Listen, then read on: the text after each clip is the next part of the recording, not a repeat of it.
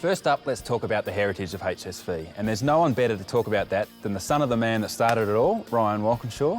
Now, we've got a clip of your father at Bathurst. Good year or the bad year? In a Jag. And this was 85, so this was the good year. Yeah, 84 was the bad year. That's it.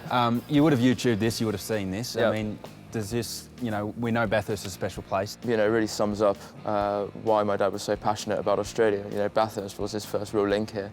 And that's really what made him want to come over here, and he saw the enthusiasm from the Australian fans in motorsport and changed his whole perspective on things. And perhaps thought there may be an opportunity in Australia centred around motorsport, something. Yeah. I mean, for a lot of us in Australia, this is our earliest memories of Tom Walkinshaw racing and Bathurst. I mean, Cam, this is one of your early memories. Yeah, well, I mean, you would have been asked, GT, more than I have, your first recollections of the Bathurst 1000, and for me, this is it. And I was 11 at the time as a go-karter. I remember this footage, so it's amazing. And it looks fast, I got to say, really quick. One of the commentators in this video actually says at one point, "Here comes the boss." So it's it's a very poignant video. Your father was a very determined man. I know that personally. I mean, what do you think it was that stood him out from the crowd? What was the success behind creating and building HSV? He took in the same mentality into business that he had when he was a racing driver. He hates to lose and absolutely loves to win. Every single time he'd lose a deal or a business would not go the way he wanted to, he would see that as you know, having a crash on a track, for example. To everyone, what do you think makes HSV different from the other brands?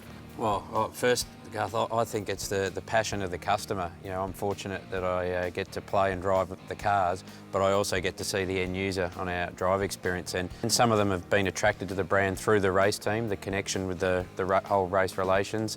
But we also get some of the older generation out to the drive experience that maybe haven't owned one for some time, but say, oh, I had a VX Clubby or a VZ. They just recall some of those earlier models that stick with them, and after they've driven the latest one, they just want a new one, as the catchphrase goes. Julian, I mean, for you, you design the car, you make the car look what it is, but what do you think stands it out?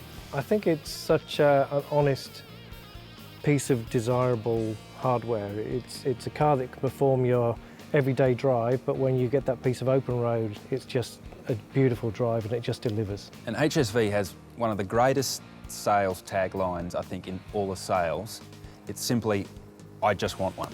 It is a great tagline and it stood the test of time. It's still a great tagline today, and our marketing is focused on that. But also we've got other great marketing taglines, such as the one today, which is the car you drive tells the whole world exactly where you stand. And you've been on that video, Garth. You know, be proud of what you drive, be individual, and wear your badge with pride. And I think that's a very poignant marketing tagline today as well.